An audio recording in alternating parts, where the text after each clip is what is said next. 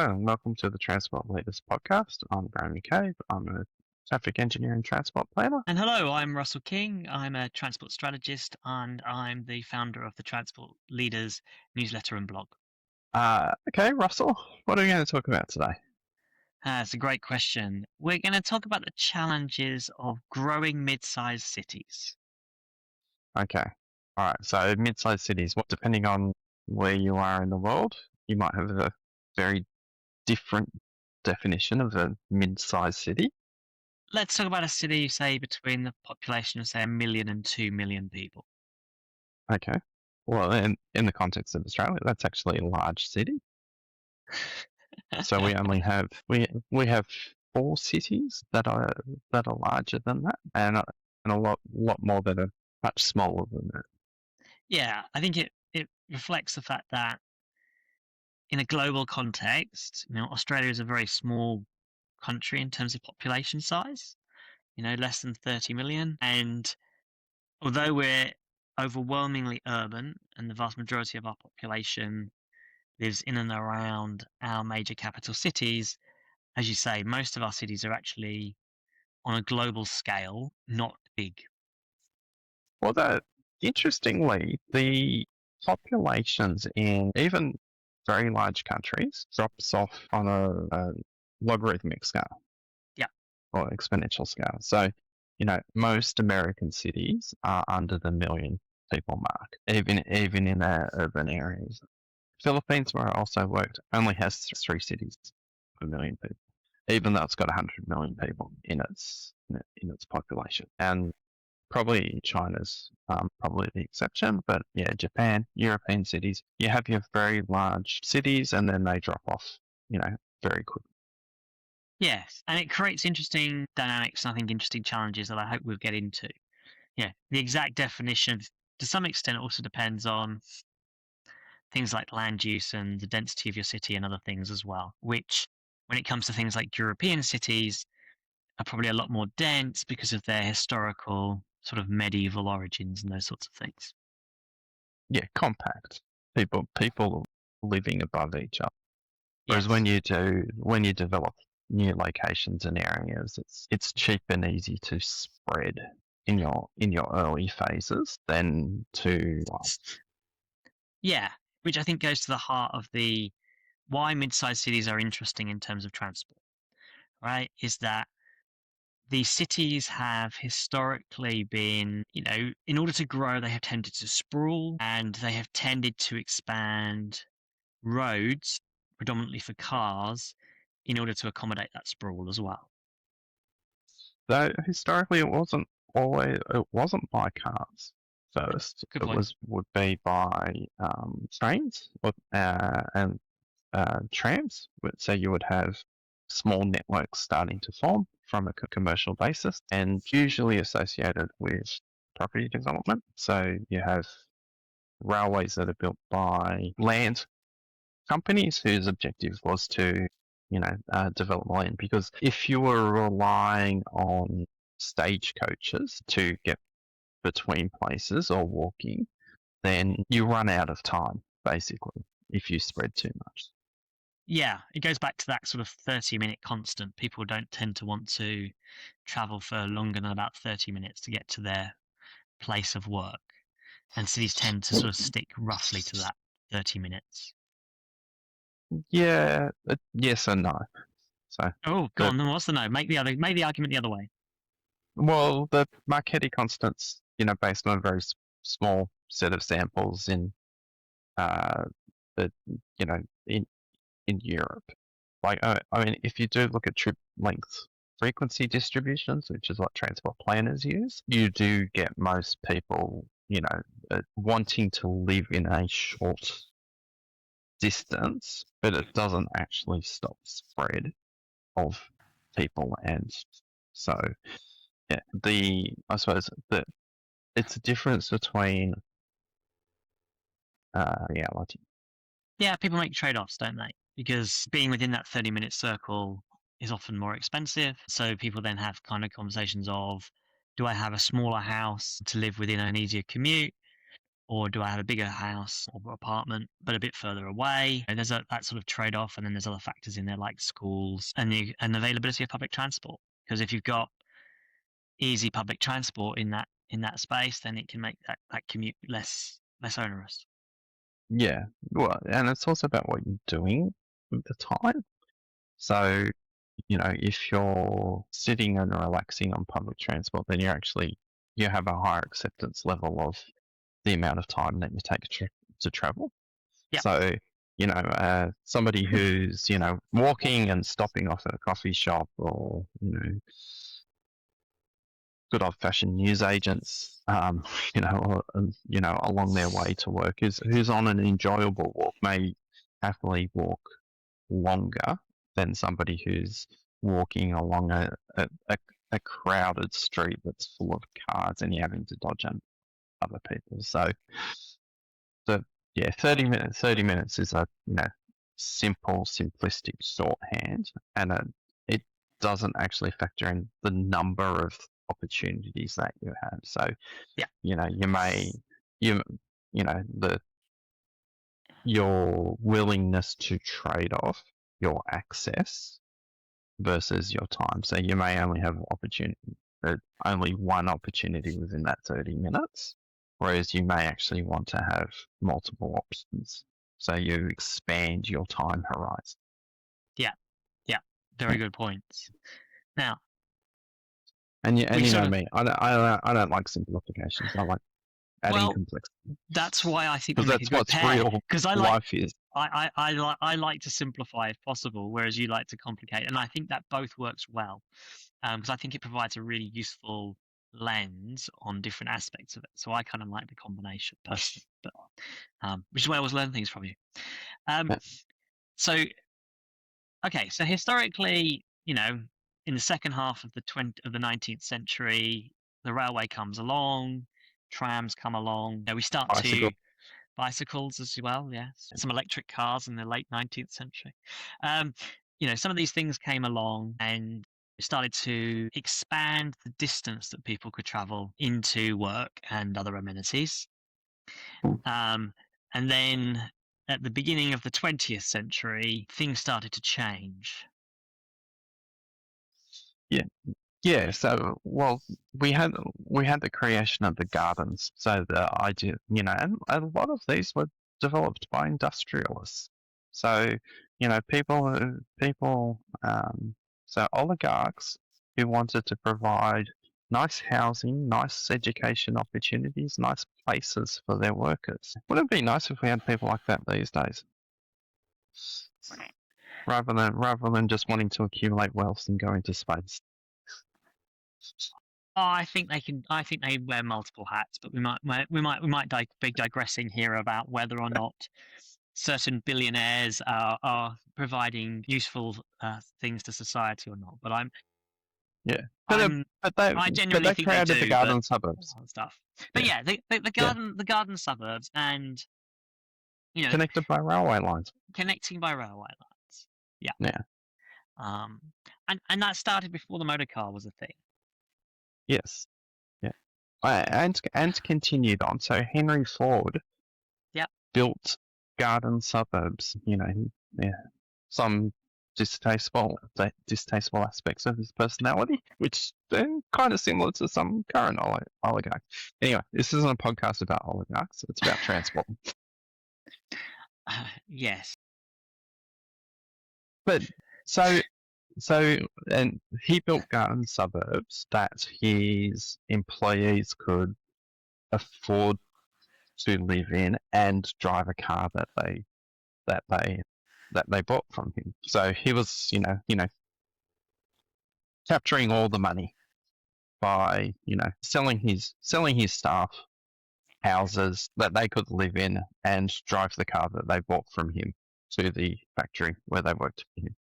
And in fairness, they liked that trade-off. So don't think you have to go and say, "Oh, he's imposed this thing on people." Like they liked it, right? They got a nice house, right? The reason why they were called garden suburbs because they were away from the dirty industries that were all over the place, and it was like for those people, it was like living in a garden. And if you compare that to living in a tenement or a brownstone in a very polluted city, of course you Yeah. jump at the opportunity. But then, so we started this process of sort of suburbanization by connecting these suburbs to the rail lines and then enabling the rail lines to get people into places. And as you say, Ford did it in a different model Yeah, with the car at the beginning of the 20th century. And really, that Ford model was the one that continued throughout the 20th century and has extended right the way through into the 21st century. Is that fair in terms of the development of our suburbs? I appreciate that some are connected by yeah. rail, but is it fair to say that a lot of our suburbs have been focused on connectivity via the car rather than alternative modes?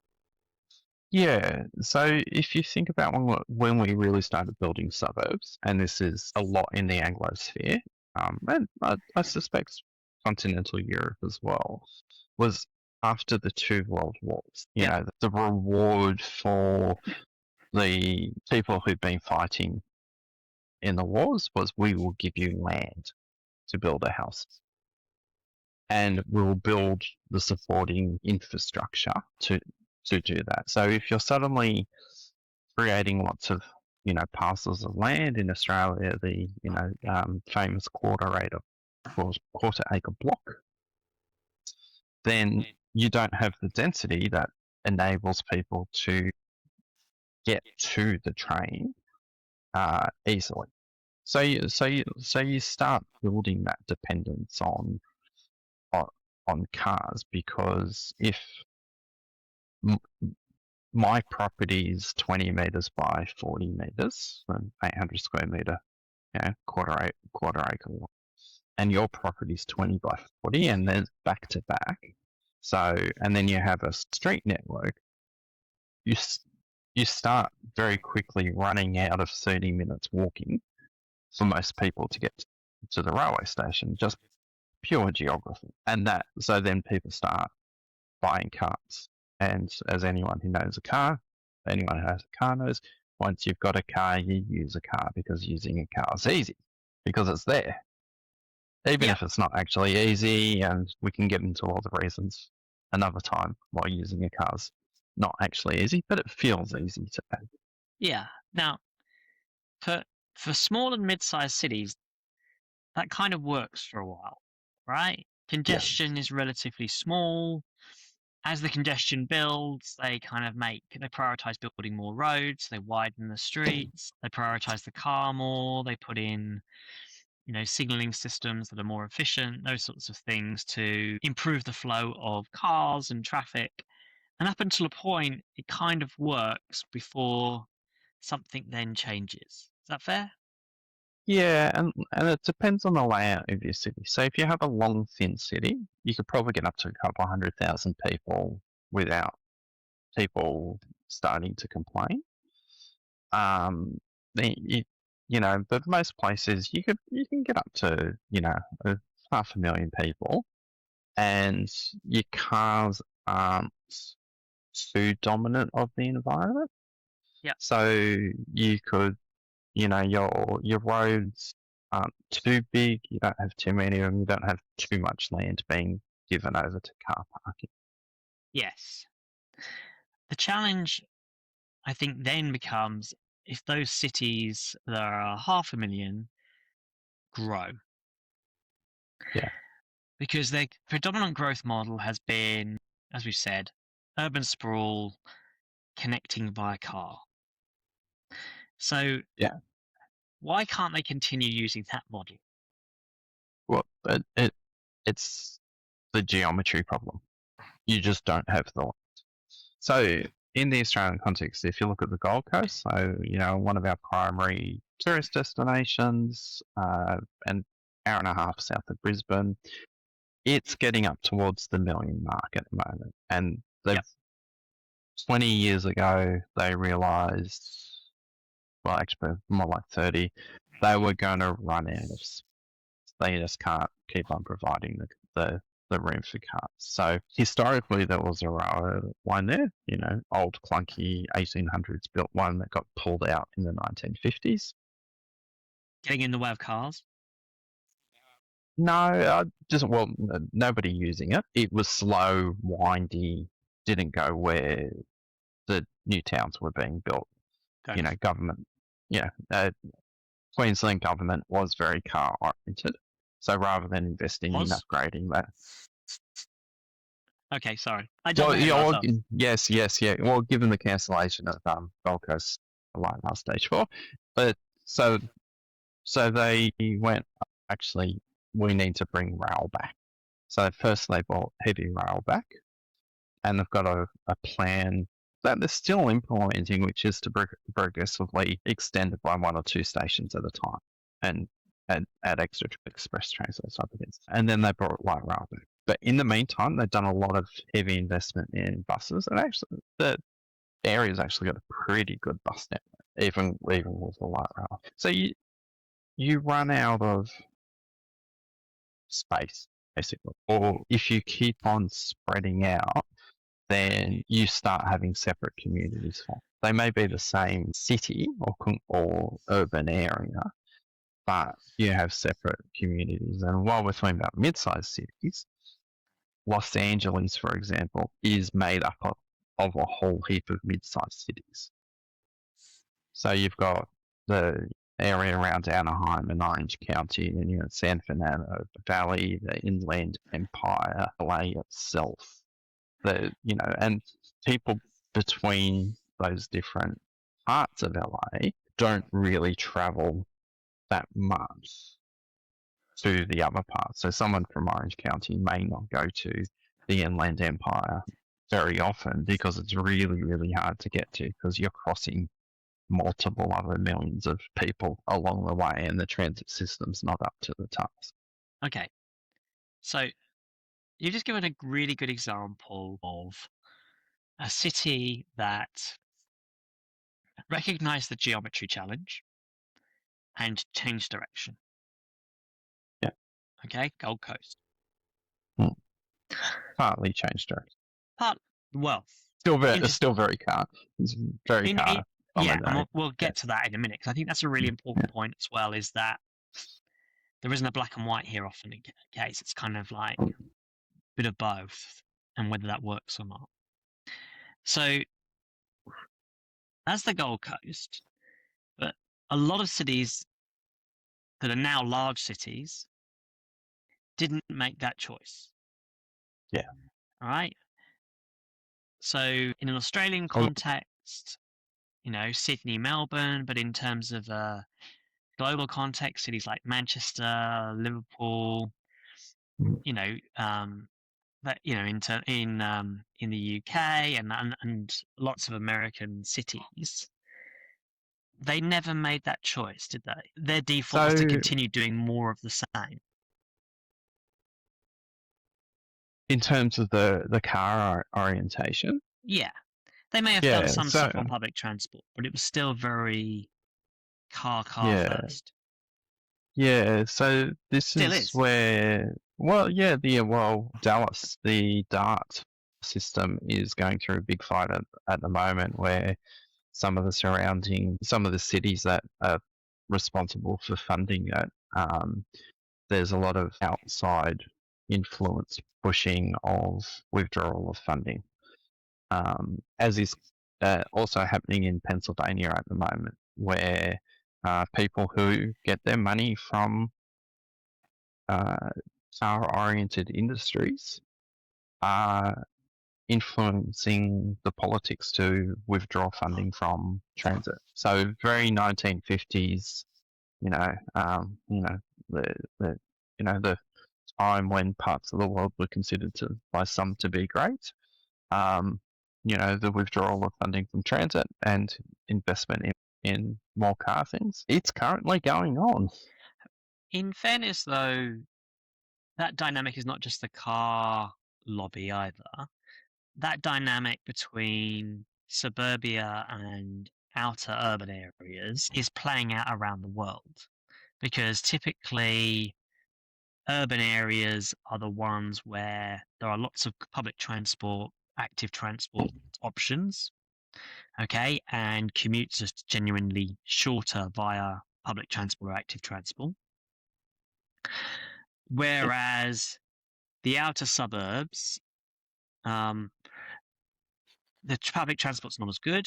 The active transport, they're often, it's a much longer journey, and so they have a preference in many cases to better drive to their place of work, which is often in the city. So going through those Yeah. inner urban areas. And so what you've got here is a kind of classic of the people who So benefit from the roads going through are people who live in the outer areas, and they yeah. want to be able to park for cheaply and drive freely into the city. People who live in the city want the opposite.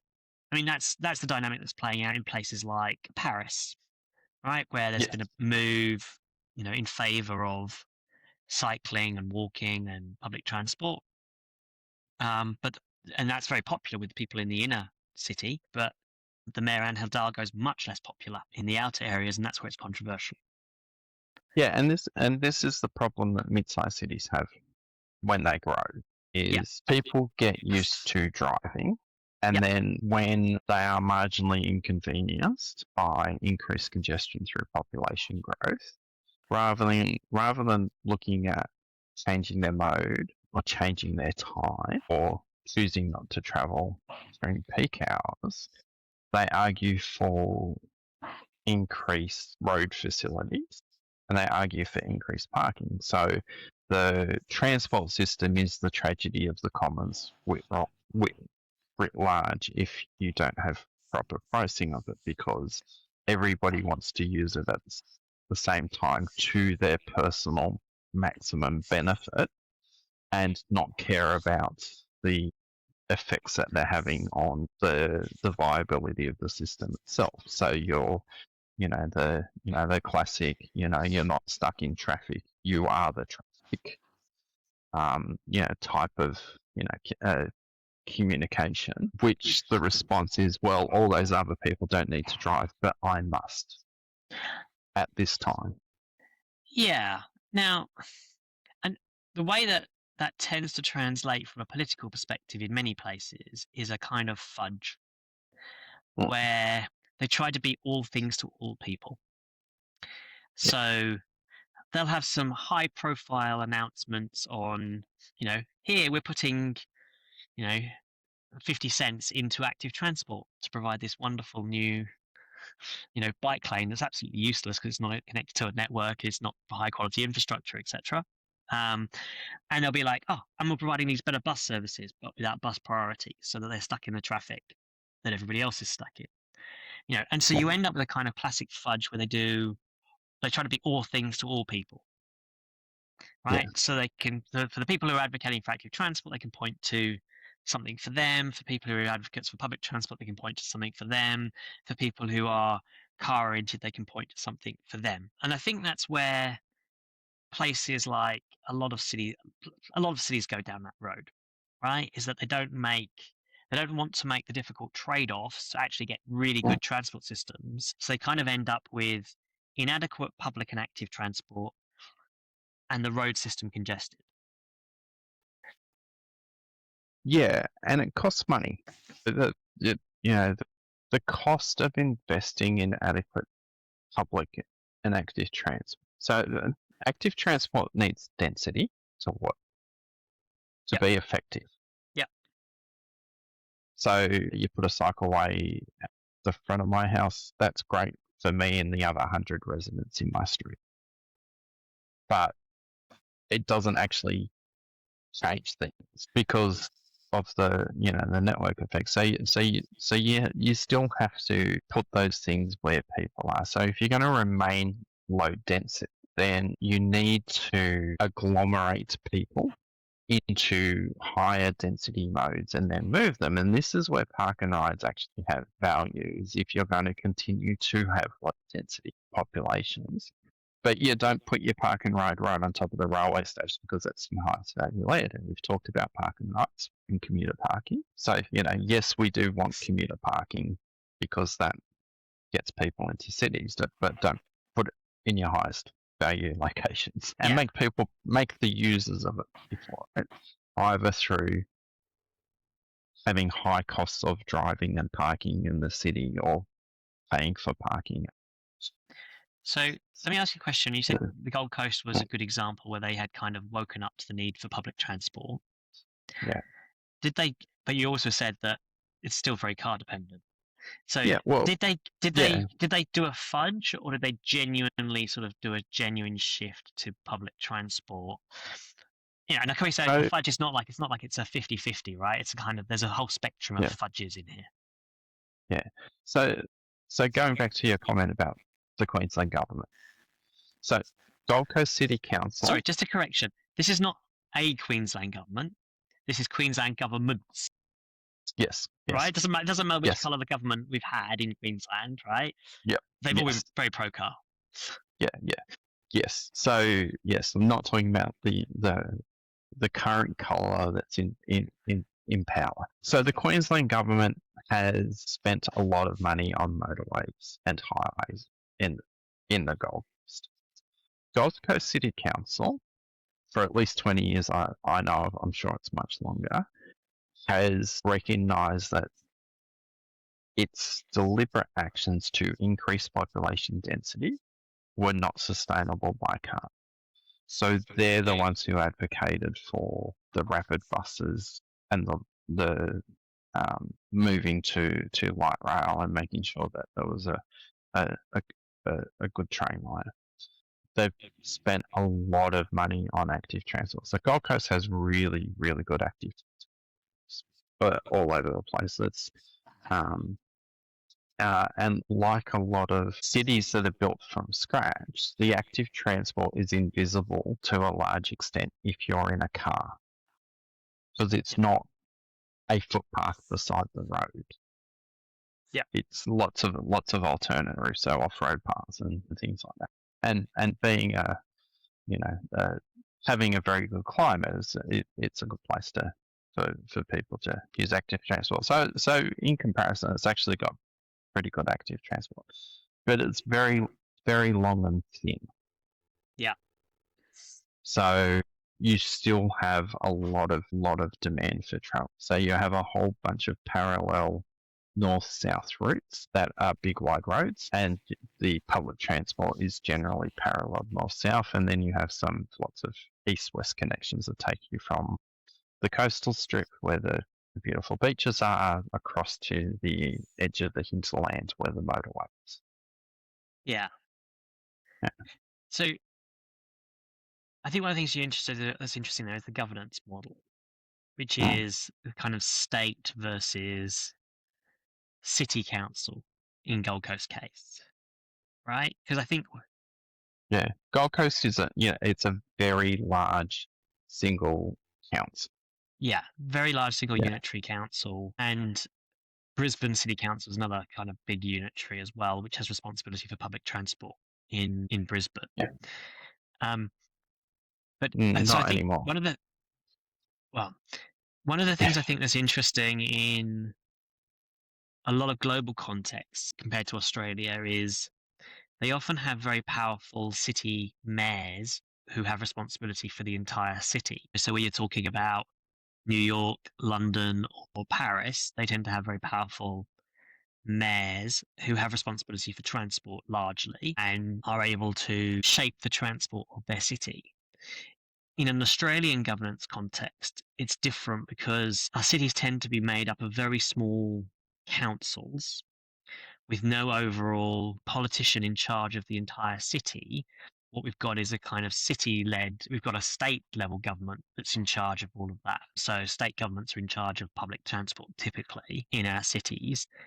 And the dynamic means that state governments are always playing off sort of the interests of the regional areas with the outer urban areas with the urban areas. And they're sort of like the dynamic on governance is there's no one championing Sydney or Melbourne or Adelaide because of that sort of fragmentation of the politics within the city.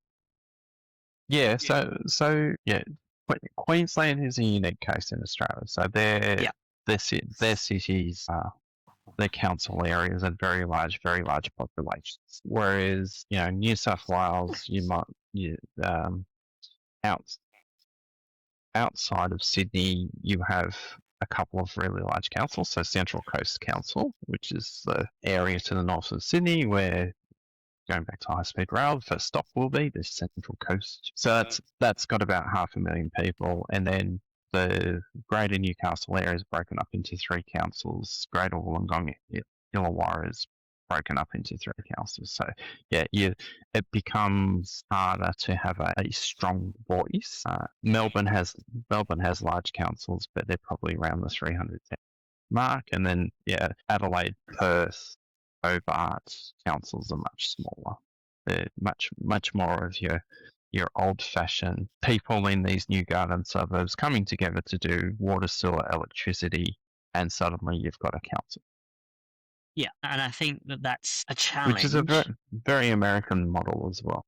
Yeah, it's a challenge, I think, in terms of public transport, because you don't get that sort of focus on providing that public and active transport throughout that city in a kind of networky way, because it's left with the state government. And as I say, I think state governments have got lots of interests they're trying to balance off, and they're not focused purely on the cities.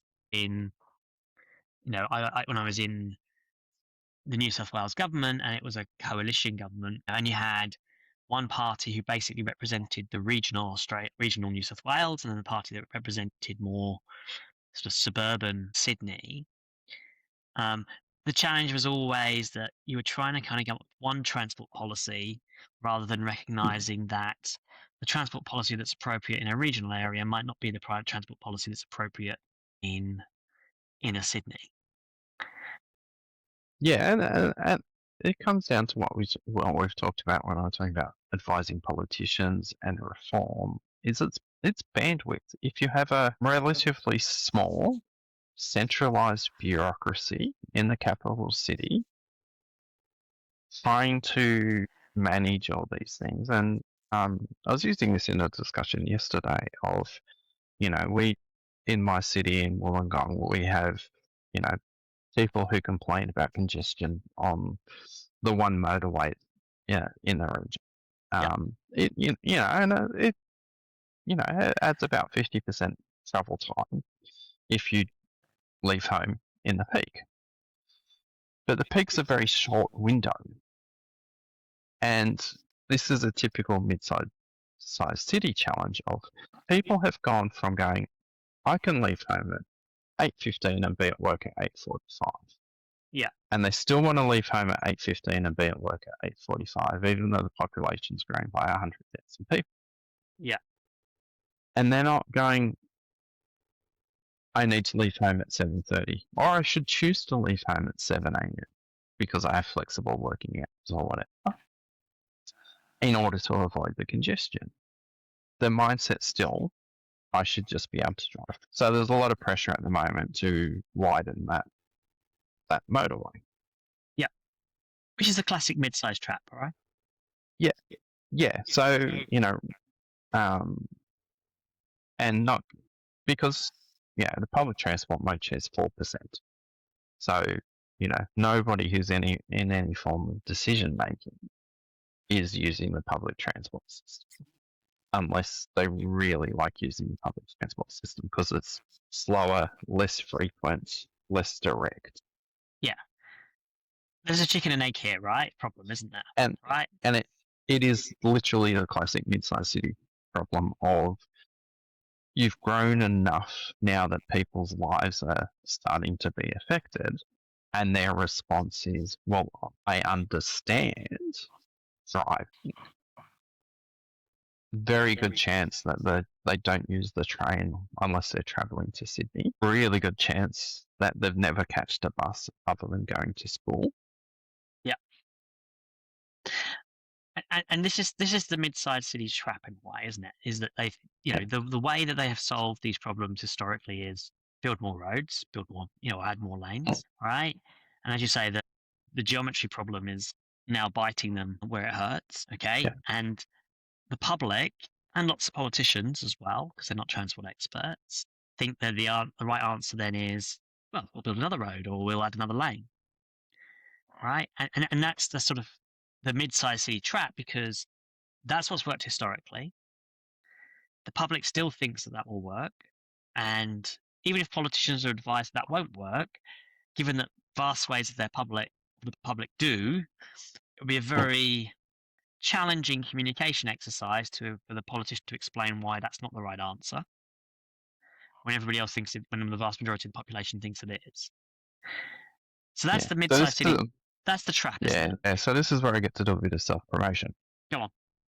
So I led the writing new transport strategy for football and golf. So I worked with the consultant team behind me, worked with the council staff and with the elected council, and we had all the stakeholders. And so Wollongong's in the position where at a structural level, it understands it has the Gold Coast problem Okay. that it can't keep going for. So the transport strategy moves from predict and provide to vision and validate, or good old fashioned decide and provide. Decide what you want your city to be, Yep. and deliver accordingly. So that's at a council level, but again, the greater area is split into three. So there's three separate councils, and then there's a overarching state government regional transport strategy, which has recently come out, which says all the right things. But they've said all the right things before,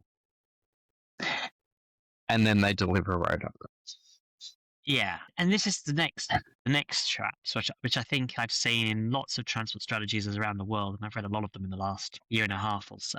Is they're very good. They're very good fudging documents in a way. They have lots of motherhood and apple pie statements about how they want, intermodal, sustainable, equitable, accessible, blah blah blah. You name the buzzword, they add it into their vision. Yeah. And they'll talk about the need for intermodal, and they'll talk about the need for making sure that people have good choices about the modes they choose and all the rest of it. And what they won't do though is have anything around things like hard targets around mode shift. So they'll kind of acknowledge the need for more people to use public transport and active transport, but they won't do anything that actually makes that happen in terms of accountability by putting targets in. And then you look at how the budget is allocated for transport in the area, and it's still overwhelmingly on roads. I think, and it's not shifting the strategy, and what the strategists are coming up with is very different from what's actually happening on the ground. Yeah. So this is where I'm going to disagree with you a little bit. Cool. So putting in mode share targets is meaningless. So, it's the output versus outcome targets. So, written transport strategies, I've written like integrated strategies, written mode specific strategies. Yeah. So having an ambition is great.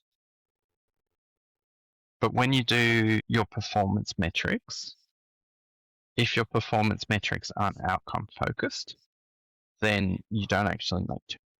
So the number of walking and cycling plans where I'm saying it's like, we will build X kilometers worth of footpaths. Something engineers can grab hold of and go, I will build 5 kilometers worth of footpath and meet my KPI.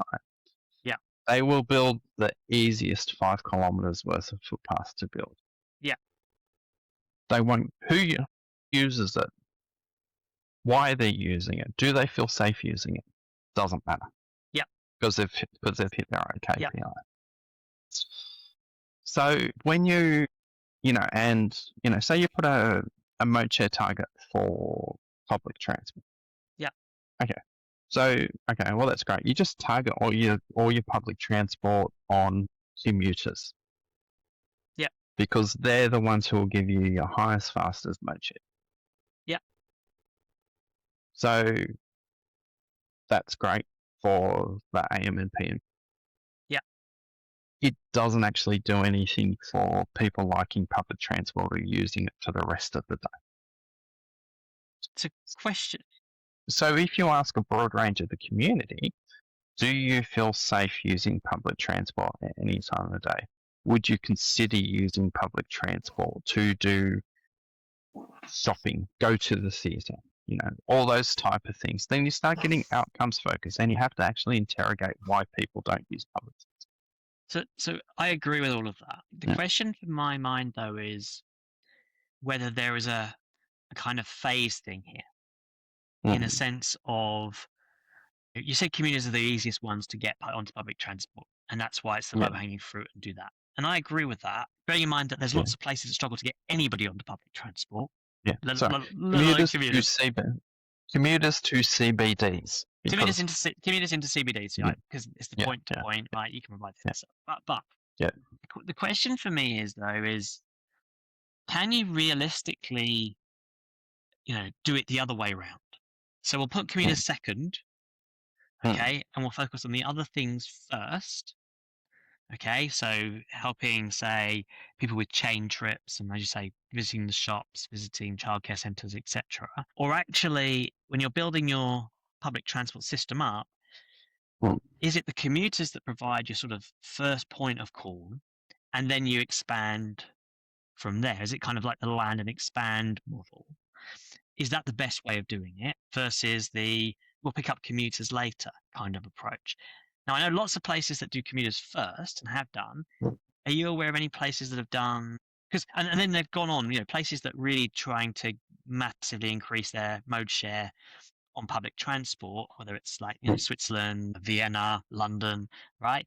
They've kind of moved on from commuters now. It's still an important part of what they do, but they're trying to then pick up the other pieces in a sort of next phase. Is there other successes that you were aware of that done the other way around?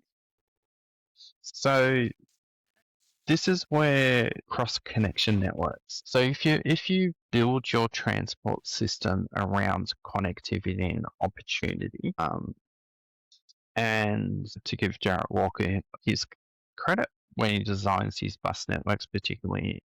You should get him to sponsor this podcast because you mention him almost every week, so he's doing very well. He's and he's very good at what he does, right? Yeah, he is. He's very good. But he's when he does his network designs, the connection networks. So the giving people opportunities to have multiple different routes to get to a place where if you have a failure in one part of the journey, that there's another opportunity to make the connection. So if your networks are radial around CBDs or any kind of center, then everybody, if you have a multi-center city, like most mid-sized cities are, there's no central massive CBD. Then you have to go to the center in order to make a connection to get to the next center. Yeah. So whereas when you're driving, you just go from where you are to where you want to.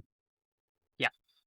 Whereas when you change to a grid network, then you can actually make those diagonal movements without having to focus on the center. And you can pick up lots of incidental along the way. Yeah. And you have to make it so the frequency has to be based on the worst connection, not the best connection. So if I'm going into the city, the frequency has to be based on my ability to get back home again. So not my ability to get to the station, because the buses would be timed around getting to the station. Yeah. It's if I don't get this specific train, am I stuck on the way back? Yeah. Which creates then a high risk, right? And doesn't provide you with variation to, stay out and have drinks with your mates or whatever afterwards. Yeah, and you get stuck once having to call somebody up or having to get an Uber or whatever. And if you plan knowing that you're going to have that, then it's fine. But when it's a situation that's forced upon you Yeah. through by the system, then that discourages you from trying it again. I'm using the system. Yeah. Yeah. So your concern is that the mode shift focuses on the commuter as opposed to a network that would produce more mode shift, but with a slightly more difficult network. Is that the issue? It's not a more difficult network because the people that you're currently forcing to travel into a center to then go on to somewhere else are still on the network. Yeah. So But you're actually providing more people with more opportunities because there are people. So well, I'm trying to work. So this is the end. a This is lot, the question. This a is lot of network design is based on the current situation, not the opportunity situation. yeah. So let me see if I think I've got what I think you're saying, so I understand it. Right. If you put a mode share target in Mm, around public transport, and I think the mode share target should be around sustainable transport rather than just public transport. But say it's around public transport. yeah. Because existing public transport systems tend to be radial and focused on commuters, the easiest way for the transport professionals to achieve the mode share target is to continue with the commuter kind of radial network. And so that's the path they take, even though they could deliver a higher mode share potentially and higher use accessibility system by having a more grid type system. Is that what you're thinking? Yeah, it's, well, you definitely get a higher accessibility system. So there's a modeling technique called SNAMETS, which it actually measures accessibility and connectivity in your transport system Yep. rather than volume. So how many you know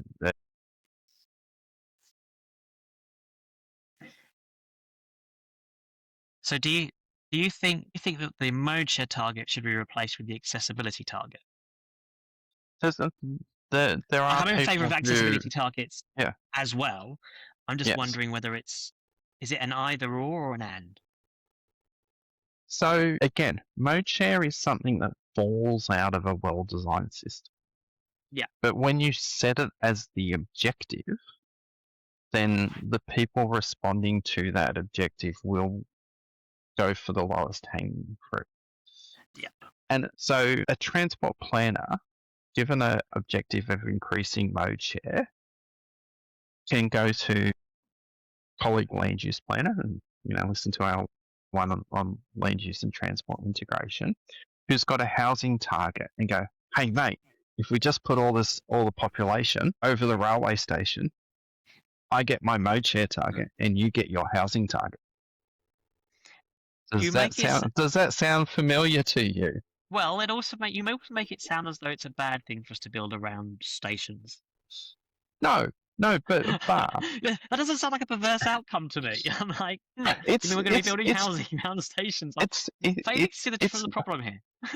Yeah, Don't get me wrong. Like in principle, I yeah, 100% agree with you. Right? Focus on the but outcome that you want, not yes, right. yeah. But the person who then goes and lives in that house or that flat above that railway station, if they're not a commuter to the CBD, then they get a really shit public transport experience. Yeah.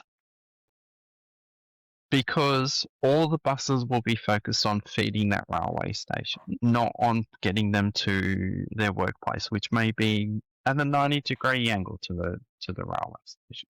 So you have to build chains of opportunities that if that person wants to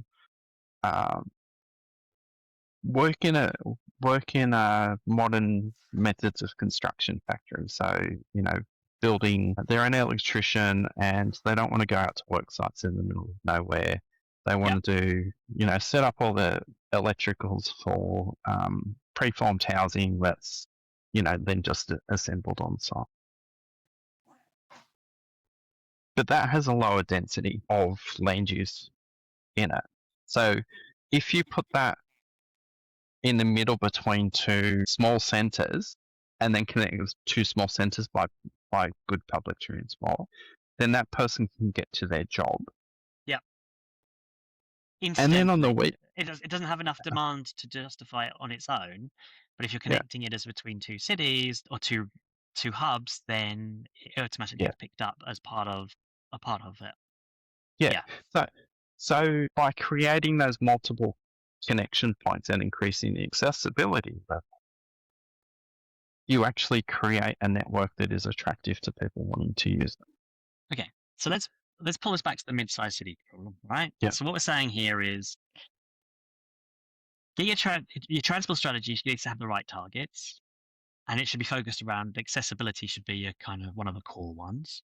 There might be others as well, right? Yeah, desirability of use by different groups of people. Yeah. Okay. They have to be willing to use it. Yeah. So the question then, so say you get your transport strategy right, Uh, I'm still skeptical about, most of them don't have those sorts of targets for Yeah, starters, right? So the few that do, even then they face barriers, right? Because, I mean, as you say, in your Wollongong case, well, did you have accessibility targets in the transport strategy for Wollongong? yeah, Okay. So as you say, Wollongong's still struggling because it needs to work with the three councils in the area, yeah, right? Because we're talking about a network here, and the state government. And as you say, the state government's regional plans tend to also have nice, warm, fluffy words, but the reality is it's build another road, right? Is that where we are? And because that feels to me like where a yeah, lot of maybe mid-sized cities have got different governance arrangements. Yeah, they may even have one council responsible for it, yeah, right? But in most places, they still require someone at the next level up to help them. So in a United States context, it's often the governor of the state supporting the city with its transport needs, or in the UK, it's often Westminster because it's a very centralised, providing support for regional mayors now for public transport, which historically they've been dreadful outside of London, quite frankly. I think yeah, so they're yeah, kind of reliant on that on another level up often. Not always. I think France has got much more devolution of responsibility to its second cities outside of places like Paris, a place like Lyon and Marseille and etc. But the but for me that sort of like that creates a challenge in terms of you know shifting those cities from that car dominant model they're on to now they're growing and they need to do something differently. But you've now got to sort of herd a whole bunch of cats. It's not just a local council. You've got a whole bunch of cats to herd because you don't have someone who's got the power and the money to sort of champion an alternative use. yeah. Well, yeah. So it's really the money. So it comes down to who has taxation powers and what that taxation can be used. Yeah, So in the US, there's the county and regional level bodies in between the cities and the state, and a lot of the counties and regions have their own powers to tax. So um, uh, there's a 0.5% sales tax in LA County for improving sustainable transport. yeah, Might have the numbers wrong, might have the scope. but The the scope wrong. principle's there. Yeah, King County in Seattle, same thing. So their transit funding is separated a little bit from the vagaries of state politics. Yeah, That doesn't exist at all in Australia. yeah, There's no local governments have taxation powers in order to fund public transport. There are things you can do through agreement, like in Victoria, through the Growth Area Compacts, you can fund public transport services and upgrades in order to get your new area or infill area developed. Japan, similar to the US, the regional governments have a lot of power to affect transport over the top of the individual cities. So yeah, it comes down to, I suppose, the level of closeness, and the bigger the area that the organization's dealing with, it comes back to, this issue of bandwidth. If you've got a city of 2, 5, 10 million people screaming for better transport systems, and the city of 400,000 people where you've got these mixed messages of, some, parts like the local governments, in the case of Wollongong, Newcastle, Gold Coast, Geelong, Hobart, all saying we want better public transport. But the people who are in the ears of the local MPs are the ones saying, "Well, upgrade the road," because all their, the constituents who are stuck in their cars are ringing up their MP's office saying, "Why am I stuck in my car? Yeah. Why won't So you the upgrade this road?" decision-making kind of process here is large swathes of the public are car dependent. They drive everywhere, right? They're stuck in traffic, and they believe that the right solution to solve the traffic problem is build an extra lane or build a new road. Yeah. Okay. And they say which is what the politicians believe as well, because they've come from the constituency. That's right. Okay. Yeah. How do we break that cycle? That's the challenge, right? That for me is the fundamental piece here. Well, so this is the challenge that we've talked about, of the future you doesn't understand the benefits that come from this. Yeah. So, practical example, when I did the cycleways in Sydney, the very first one was on a road where most of the people who lived on the road had not been living there when it was a 4-lane, one-way road where you could not park on it for 8 hours. They'd all been bought after this road had been made nice and calm and happy, and they thought it was perfect historical aspect. And, the facetiously said to one of them, "Well, I can make it your historical road if you like. This is what your historical road was like." So when we put the first long separated cycleway in the Sydney in, they went up in arms. "You're destroying our heritage streetscape, which had existed for a grand total of 7 years. You're removing all our car parking." This is status quo bias in a big way. But those people with benefits of, I believe, as like 15-20% property uplift over and above their neighbours. The surrounding end, the parallel street that had exactly the same historical long-term and then short-term improvement on it. And, but if it said to them at the time, "I'm going to increase your property value by 20% by doing this," they probably would have called for my sacking. Because you've got recency bias, you've got my personal experience, my personal pain bias. So if you're sitting in the car and I say to you, in 6 months' time, the frequency of the trains is going to be doubled, the frequency of the buses is going to be doubled to match, I can give you that, and then you'll have an easier commute.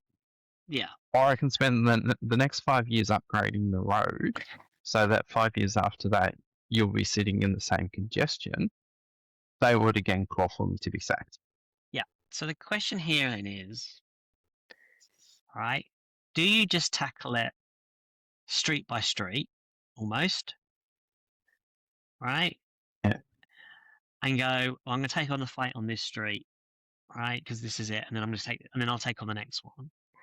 And so you kind of get a very piecemeal rollout, and you hope that the politics doesn't change in the local area too much, whether you're kind of going piecemeal on it. Or do you do a combination of sort of, yes, we'll do bit by bit, but what we're trying to do is to move the understanding of where we need to go, like convincing people about the vision being the right one for the public.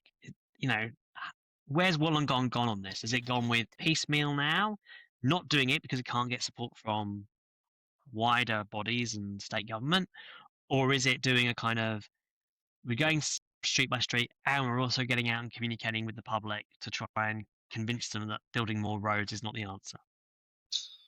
Yeah. So I'm not involved in the implementation But you are a local resident. of the strategy. I am a local resident. Yeah. So it's still early days. But going back to the cycleways, very, very cogent examples. So this same street, Burke Street, that I was just talking about.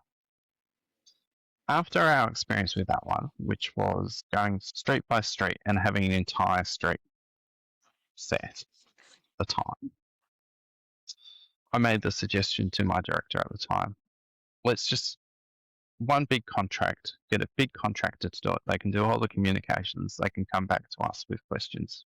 Do the rollout. That basically what ended up happening with the Sydney motorways is let's just do this all at once under big contracts. But in this case for cycles, and that wasn't supported. So it was taken at a street by street level. So the challenge is if you do street by street, then it gives people in the street time to come together and be scared and create a fight around the street, which then delays the next part. Yeah. If you do all the streets at the same time, then you can have different factional groups in different parts coming together and aligning in order to fight. So and this is probably it's more of a political question, is which wears ministers and politicians down less? Is it having one big fight, trying to get your way through that, or having lots of little battles with lots of disparate groups? So let's take light rail, okay? On a light rail route, like the Sydney CBD light rail, it's effectively like doing lots of little projects, even though it's one long route. Yeah. Because you have different stakeholders at different points with different interests and different arguments, right? So people who were concerned about stuff going down George Street, where we were closing George Street, had very different perspectives from those that were in, say, Randwick at the other end of the line. Okay? Or those going down Anzac Parade when we were removing a whole bunch of trees in order to put the light rail in. And that was a very contested aspect of the light rail project. Yeah, which nobody can remember anymore. That no, 100%. Those trees were right? there. Yeah. And no one talks about, well, that light rail was a disaster project. We should pull it out and replace it back with what we had. There's a kind of always this is it position, right? But so you have to be able to do a sort of bigger piece and a bigger vision and be confident that, so I'm kind of bigger into do the network and do it all at once, okay? Because you will then get the benefits. One of the challenges with a lot of this stuff is if you do it piecemeal, especially on bike networks, if you have just disconnected pieces of bike lanes, you don't get the usage at the end of it. And what you get then is a lot of what you get the criticism now is no one uses this bike lane. Well, that's because it's not part of a network. And so there's a part of me that goes, you want to make sure that this lane is going to be used afterwards and it's going to deliver the benefits that you foresee. And therefore, the minimum that you need to do is make sure that it's actually going to be useful so people actually use it, to make the fight worth it, so that afterwards then people go, it's much harder to pull out because they can see how much more useful it is, and it negates the tendency in some places to pull out bike lanes. But if they're being used, it creates a constituency that will fight to keep it. Yeah, didn't work on College Street though. No, and it doesn't always work, right? It's not a guarantee, right? But it does make it harder, right? So it's not a question of it keeps it or it doesn't. It's kind of probabilistic, right?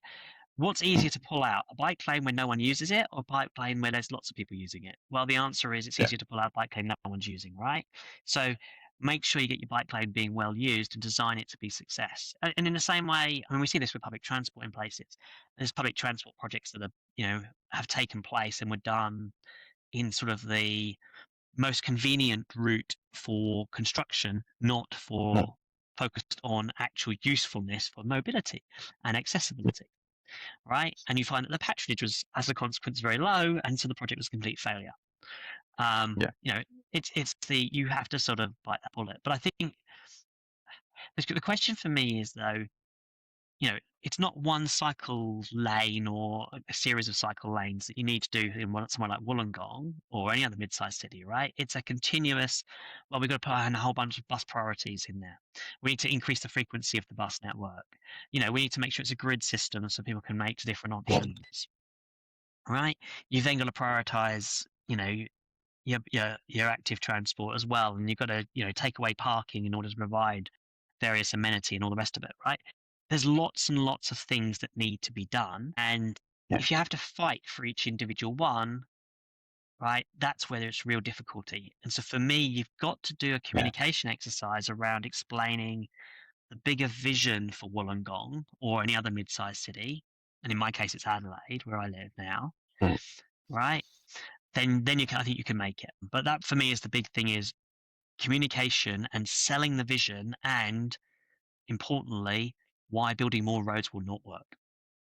Yeah. And I will leave it there. Yeah. And I think that's a great spot to wrap it out, is building more roads will not work for a mid-sized city. Yes. So get people understanding that. And once they understand that, then you've got more hope of winning. Yeah.